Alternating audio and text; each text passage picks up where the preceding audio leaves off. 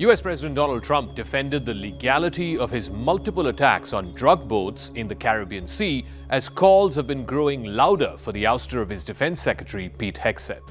There are now mounting calls for the US Congress to examine whether a follow-up missile strike ordered by Hegseth, which killed survivors in the first ever strike in early September, amounted to a war crime or not. The lethal attack was the first in President Trump's legally disputed campaign of killing people suspected of smuggling drugs out at sea. The Trump administration says it struck multiple speedboats loaded with drugs that were meant for America that were sent from Venezuela, actively by the Nicolas Maduro government. But the legality of these strikes have come under severe strain. Happy Thanksgiving from me, the Secretary of War. Happy Thanksgiving from the President. There are some serious questions about the decision to kill the initial survivors and what orders were issued exactly by Defence Secretary Pete Hegseth. But the White House has defended Hegseth and instead suggested it was some senior admiral who took that call. You said that the follow-up strike was lawful. What law is it that allows no survivors? The strike conducted on September 2nd was conducted in self-defense to protect Americans in vital United States interests. The strike was conducted in international waters and in accordance with the law of armed conflict. Did Admiral Bradley order that second strike because there were still survivors after the initial strike? Again, as I read for you, Admiral Bradley worked well within his authority and the law. He directed the engagement to ensure the boat was destroyed and the threat of narco-terrorists to the United States was completely eliminated. Hegseth, ahead of the September 2nd attack, ordered a strike that would kill the people on the boat and destroy the vessel which was supposedly carrying a big stash of drugs. But Hegseth's directive did not specifically address what should happen if the first missile turned out not to fully kill all those who were on board. Admiral Bradley ordered the initial strike and then several follow-up strikes that killed the initial survivors and then eventually sank the boat. The defense officials have clarified the sequence of events that led to the first and second strikes amid a political and legal uproar which followed a report in the Washington Post last week, which said that Admiral Bradley ordered the second strike to fulfill a directive by Hegseth to kill everyone on the boat. Now, the reaction has included questions about whether Hegseth specifically ordered the execution of shipwrecked sailors, which is in violation of the laws of war.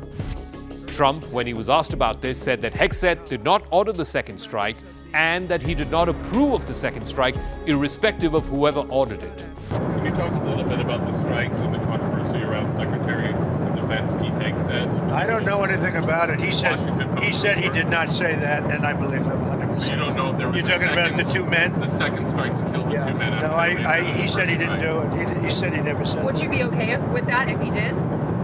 He said he didn't do it, so I don't have to make that decision. Trump also sought to distance himself from the follow-up strike, saying that he wouldn't have wanted a second strike.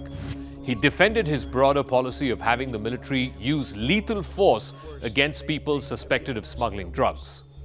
Starting with the September 2nd attack, the Trump administration has said it has carried out 20 such strikes in the Caribbean and in the Eastern Pacific, killing more than 80 people. Many say that Trump is just laying the ground to remove Venezuela's longtime autocratic leader, Nicolas Maduro. The Trump administration had earlier classified Maduro as a narco-terrorist, and he's wanted by law in the United States. But there are legal complications. The US military cannot deliberately attack civilians even if they are suspected criminals. If they do not pose an imminent threat to the US, then they cannot be attacked by the military. The Trump administration has worked around that. Their argument is that these strikes are legal because Trump has concluded that the United States is in a formal war with drug cartels, even though Congress has not declared any such war. Defense Secretary Pete Hegseth has been a political problem for President Trump since his confirmation back in January of this year. Hegseth got confirmed by a razor-thin margin, which he managed to survive thanks to a single tiebreaker vote cast by Vice President J.D. Vance. He also survived the leaked signal chat episode that happened back in March when he had copied classified battle plans against Houthi rebels in Yemen and then put them into an encrypted but unclassified messaging service on Signal. He blamed the press. He began kicking news organizations out of the Pentagon press room. His team also brought in an archaic notification which insisted that journalists must sign a pledge never to seek news not approved by the Secretary's office. Now the political price of Hegseth's tenure at the Pentagon has increased as investigations mount into the legality of strikes that have killed scores of people in waters off Venezuela. Hegseth has a take-no-prisoners approach which has led Trump to question his choice of the man to lead the Department of War. Trump now sounds like he wants to put some distance between himself and his defense secretary. The tenure of Pete Hegseth has been characterized by conflict, missteps, and a run of chaos that is unmatched in the recent history of the Defense Department. And Hegseth is getting little support from the rest of Trump's national security team. Hegseth seems more interested in optics, whether it's posing for push-ups with the troops, rather than confront meaningful battles.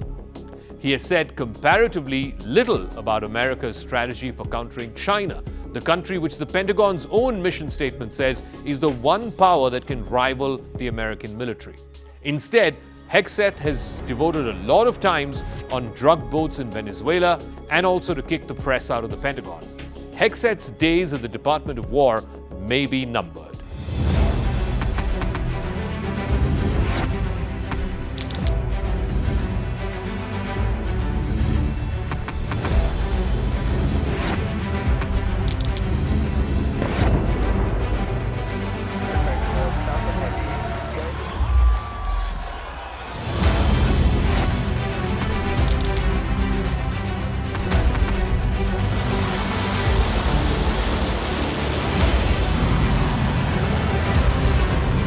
Fighting so long and so hard that they don't know what the they're doing.